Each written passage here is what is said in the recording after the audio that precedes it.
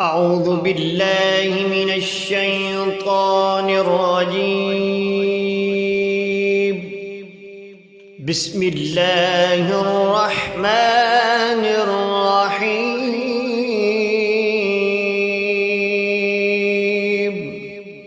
الحمد لله الذي أنزل على عبده الكتاب ولم يجعل له عوجا قيما لينذر بأسا شديدا من لدنه ويبشر المؤمنين الذين يعملون الصالحات أن لهم أجرا حسنا ماكثين فيه أبدا وينذر الذين قالوا اتخذ الله ولدا ما لهم به من علم ولا لآبائهم كبرت كلمة تخرج من أفواههم إن يقولون إلا كذبا فلعلك باخع نفسك على آثارهم إن لم يؤمنوا بهذا الحديث أسفا إنا جعلنا ما على الأرض زينة لها لنبلوهم أيهم أحسن عملا وإنا لجاعلون ما عليها سعيدا جرزا أم حسبت أن أصحاب الكهف والرقيم كانوا من آياتنا عجبا إذ أوى الفتية إلى الكهف فقالوا ربنا آتنا من لدنك رحمة وهيئ لنا من أمرنا رشدا فضربنا على آذانهم في الكهف سنين عددا ثم بعثناهم لنعلم أي الحزبين أحصى لما لبثوا أمدا نحن نقص عليك نبأهم بالحق إنهم فتية آمنوا بربهم وزدناهم هدى وربطنا على قلوبهم إذ قاموا فقالوا ربنا رب السماوات والأرض لن ندعو من دونه إلها لقد قلنا إذا شططا هؤلاء قوم اتخذوا من دونه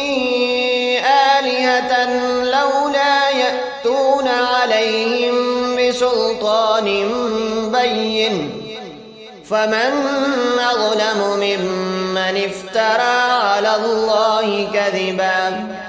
وإذ اعتزلتموهم وما يعبدون إلا الله فأووا إلى الكهف ينشر لكم ربكم من رحمته ويهيئ لكم من أمركم مرفقا وترى الشمس إذا طلعت تزاور عن كهفهم ذات اليمين وإذا غربت تقرضهم ذات الشمال وهم في فجوة منه ذلك من آيات الله من يهد الله فهو المهتد ومن يضلل فلن تجد له وليا مرشدا وتحسبهم أيقاظا وهم رقود ونقلبهم ذات اليمين وذات الشمال وكلبهم باسط ذراعيه بالوصيد لو اطلعت عليهم لوليت منهم فرارا ولملئت منهم رعبا وكذلك بعثناهم ليتساءلوا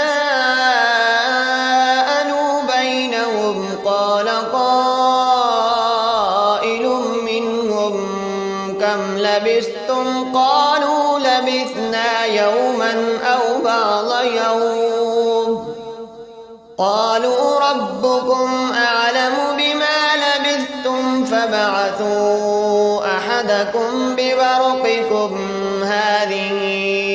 إلى المدينة فلينظر أيها أزكى طعاما فليأتكم برزق منه وليتلطف ولا يشعرن بكم أحدا إنهم إن يظهروا عليكم يرجموكم أو يعيدوكم في ملتهم ولن تفلحوا إذا أبدا وكذلك أعثرنا عليهم ليعلموا أن وعد الله حق وأن الساعة لا ريب فيها إذ يتنازعون بينهم أمرهم فقالوا ابنوا عليهم بنيانا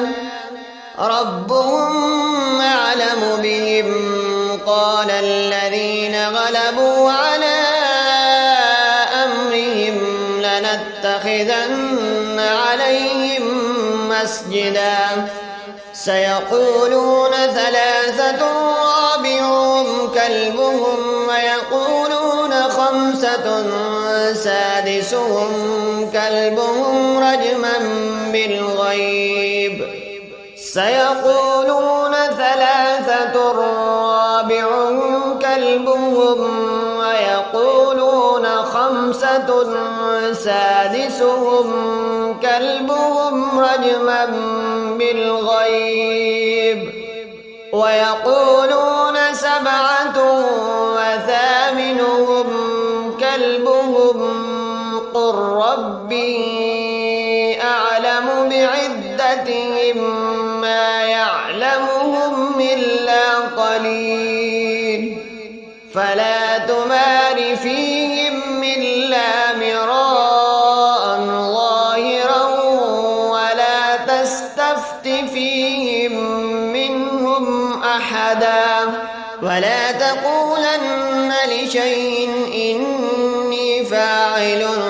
ذلك غدا إلا أن يشاء الله واذكر ربك إذا نسيت وقل عسى أن يهديني ربي لأقرب من هذا رشدا ولبثوا في كهفهم 300 سنين وازدادوا 9 قل الله أعلم بما لبثوا له غيب السماوات والأرض أبصر به وأسمع ما لهم من دونه من ولي ولا يشرك في حكمه أحدا واتل ما أوحي إليك من كتاب ربك لا مبدل لكلماته ولن تجد من دونه ملتحدا واصبر نفسك مع الذين يدعون ربهم بالغداة والعشي يريدون وجهه ولا تعد عيناك عنهم تريد زينة الحياة الدنيا ولا تطع من أغفلنا قلبه عن ذكرنا واتبع هواه وكان أمره فرطا وقل الحق من ربكم فمن شاء فليؤمن ومن شاء فليكفر إنا أعتدنا للظالمين نارا أحاط بهم سرادقها وإن يستغيثوا يغاثوا بماء كالمهل يشوي الوجوه بئس الشراب وساءت مرتفقا الذين آمنوا وعملوا الصالحات إنا لا نضيع أجر من أحسن عملا أولئك لهم جنات عدن تجري من تحتهم الأنهار يحلون فيها من أساور من ذهب ويلبسون ثيابا خضرا من سندس واستبرق متكئين فيها على الأرائك نعم الثواب وحسنت مرتفقا واضرب لهم مثلا الرجلين جعلنا لأحدهما جنتين من أعناب وحففناهما بنخل وجعلنا بينهما زرعا كلتا الجنتين آتت أكلها ولم تظلم منه شيئا وفجرنا خلالهما نهرا وكان له ثمر فقال لصاحبه وهو يحاوره أنا أكثر منك مالا وأعز نفرا ودخل جنته وهو ظالم لنفسه قال ما أظن أن تبيد هذه أبدا وما أظن الساعة قائمة ولئن رددت إلى ربي لأجدن خيرا منها منقلبا قال له صاحبه وهو يحاوره أكفرت بالذي خلقك من تراب ثم من نطفة ثم سواك رجلا لكن هو الله ربي ولا أشرك بربي أحدا ولولا إذ دخلت جنتك قلت ما شاء الله لا قوة إلا بالله إن ترني أنا أقل منك مالا وولدا فعسى ربي أن يؤتيني خيرا من جنتك ويرسل عليها حسبانا من السماء فتصبح صعيدا زلقا أو يصبح ماؤها غورا فلن تستطيع له طلبا وأحيط بثمره فأصبح يقلب كفيه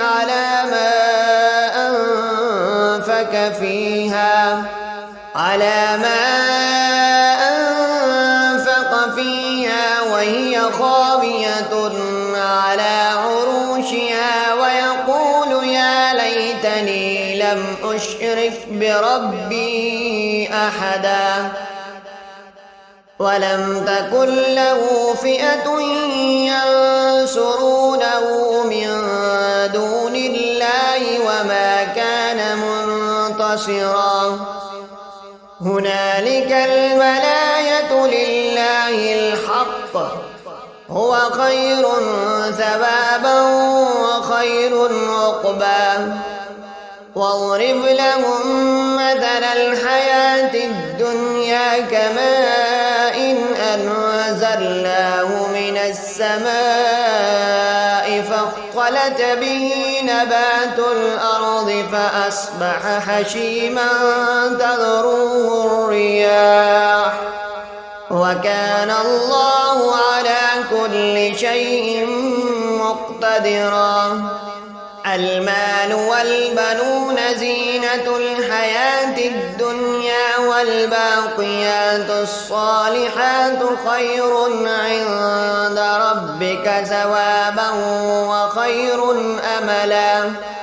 ويوم نسير الجبال وترى الأرض بارزة وحشرناهم فلم نغادر منهم أحدا وعرضوا على ربك صفا لقد جئتمونا كما خلقناكم أول مرة بل زعمتم أن لن نجعل لكم موعدا ووضع الكتاب فترى المجرمين مشفقين مما فيه ويقولون يا ويلتنا ما لهذا الكتاب لا يغادر صغيرة ولا كبيرة إلا أحصاها ووجدوا ما عملوا حاضرا ولا يظلم ربك أحدا وإذ قلنا للملائكة اسجدوا لآدم فسجدوا إلا إبليس كان من الجن ففسق عن أمر ربه أفتتخذونه وذريته أولياء من دوني وهم لكم عدو بئس للظالمين بدلا ما أشهدتم خلق السماوات والأرض ولا خلق أنفسهم وما كنت متخذ المضلين عضدا ويوم يقول نادوا شركائي الذين زعمتم فدعوهم فلم يستجيبوا لهم وجعلنا بينهم موبقا ورأى المجرمون النار فظنوا أنهم مواقعوها ولم يجدوا عنها مصرفا ولقد صرفنا في هذا القرآن للناس من كل مثل وكان الإنسان أكثر شيء جدلا وما منع الناس أن يؤمنوا إذ جاءهم الهدى ويستغفروا ربهم إلا أن تأتيهم سنة الأولين أو يأتيهم العذاب قبلا وما نرسل المرسلين إلا مبشرين ومنذرين ويجادل الذين كفروا بالباطل ليدخلوا به الحق واتخذوا آياتي وما أنذروا هزوا ومن أظلم ممن ذكر بآيات ربه فأعرض عنها ونسي ما قدمت يداه إنا جعلنا على قلوبهم أكنة أن يفقهوه وفي آذانهم وقرا وإن تدعهم إلى الهدى فلن يهتدوا إذا أبدا وربك الغفور ذو الرحمة لو يؤاخذهم بما كسبوا لعجل لهم العذاب بل لهم موعد لن يجدوا من دونه موئلا وتلك القرى أهلكناهم لما ظلموا وجعلنا لمهلكهم موعدا وإذ قال موسى لفتاه لا أبرح حتى أبلغ مجمع البحرين أو أمضي حقبا فلما فلما بلغا مجمع بينهما نسيا حوتهما فاتخذ سبيله في البحر سربا فلما جاوزا قال لفتاه آتنا غداءنا لقد لقينا من سفرنا هذا نصبا قال أرأيت إذ أبينا إلى الصخرة فإني نسيت الحوت وما أنسانيه إلا الشيطان أن أذكره واتخذ سبيله في البحر عجبا قال ذلك ما كنا نبغي فارتد على آثارهما قسسا فوجدا عبدا من عبادنا آتيناه رحمة من عندنا وعلمناه من لدنا علما قال له موسى هل أتبعك على أن تعلمني مما علمت رشدا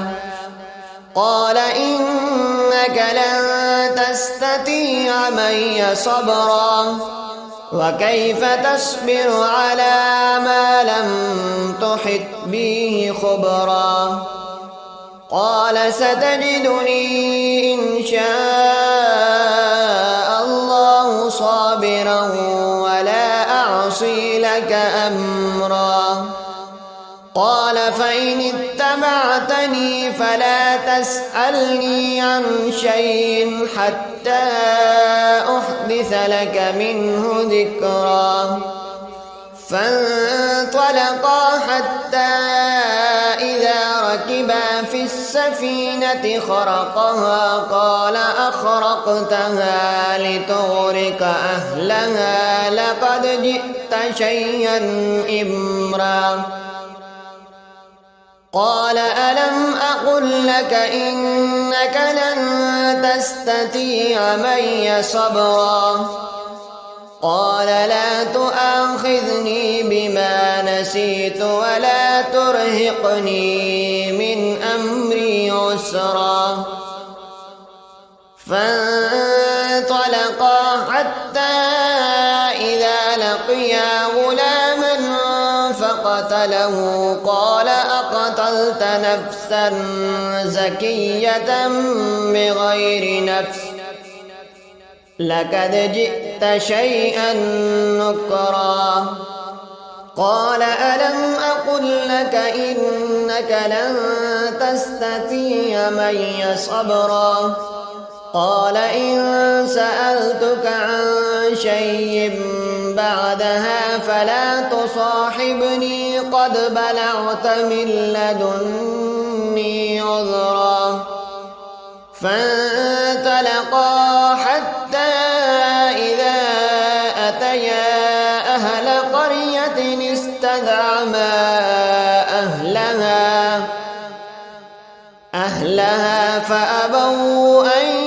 يضيفوهما فوجدا فيها جدارا يريد أن ينقض فأقامه قال لو شئت لاتخذت عليه أجرا قال هذا فراق بيني وبينك سأنبئك بتأويل ما لم تستطع عليه صبرا أما السفينة فكانت لمساكين يعملون في البحر فأردت أن أعيبها وكان وراءهم ملك يأخذ كل سفينة عصبا وأما الغلام فكان أبواه مؤمنين فخشينا أن يرهقهما طغيانا وكفرا فأردنا أن يبدلهما ربهما خيرا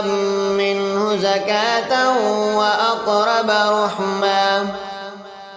وأما الجدار فكان لغلامين يتيمين في المدينة وكان تحته كنز لهما وكان أبوهما صالحا فأراد ربك أن يبلغا أشدهما ويستخرجا كنزهما رحمة من ربك وما فعلته عن أمري ذلك تأويل ما لم تستطع عليه صبرا. ويسألونك عن ذي القرنين قل سأتلو عليكم منه ذكرا. إنا مكنا له في الأرض وآتيناه من كل شيء سببا فأتبع سببا حتى إذا بلغ مغرب الشمس وجدها تغرب في عين حمئة ووجد عندها قوما قلنا يا ذا القرنين إما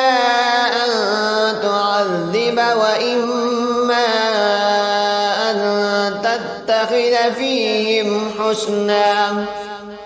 قال أما من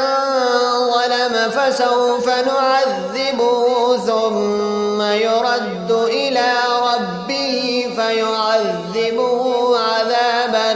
نكرا.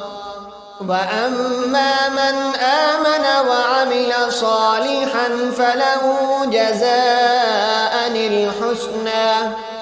وسنقول له من أمرنا يسرا. ثم أتبع سببا حتى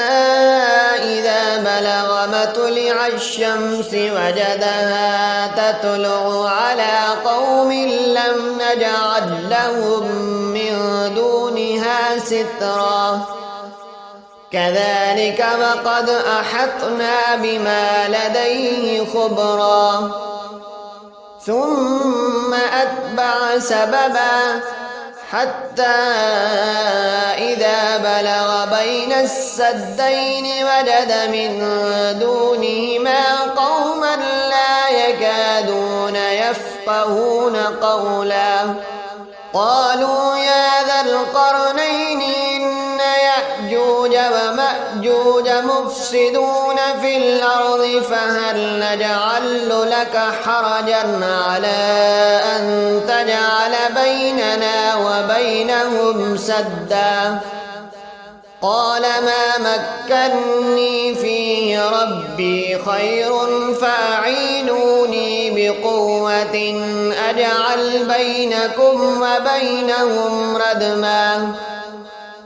آتوني زبر الحديد حتى إذا ساوى بين السدفين قال انفخوا حتى إذا جعله نارا قال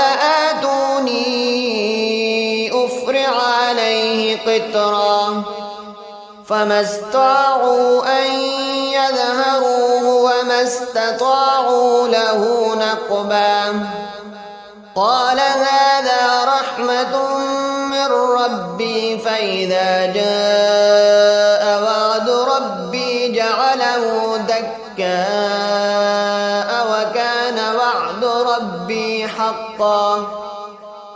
وتركنا بعضهم يومئذ يموج في بعض ونفخ في السور فجمعناهم جمعا. وعرضنا جهنم يومئذ للكافرين عرضا. الذين كانت أعينهم في غطاء عن ذكري وكانوا لا يستطيعون سمعا. أفحسب الذين كفروا أن يتخذوا عبادي من دوني أولياء إنا أعتدنا جهنم للكافرين نزلا قل هل ننبئكم بالأخسرين أعمالا الذين ضل سعيهم في الحياة الدنيا وهم يحسبون أنهم يحسنون صنعا أولئك الذين كفروا بآيات ربهم ولقائه فحبطت أعمالهم فلا نقيم لهم يوم القيامة وزنا ذلك جزاؤهم جهنم بما كفروا واتخذوا آياتي ورسلي هزوا إن الذين آمنوا وعملوا الصالحات كانت لهم جنات الفردوس نزلا خالدين فيها لا يبغون عنها حولا قل لو كان البحر مدادا لكلمات ربي لنفد البحر قبل أن تنفد كلمات ربي ولو جئنا بمثله مددا قل إنما أنا بشر مثلكم يوحى إلي أنما إلهكم إله واحد فمن كان يرجو لقاء ربي فليعمل عملا صالحا ولا يشرك بعبادة ربه أحدا صدق الله العظيم.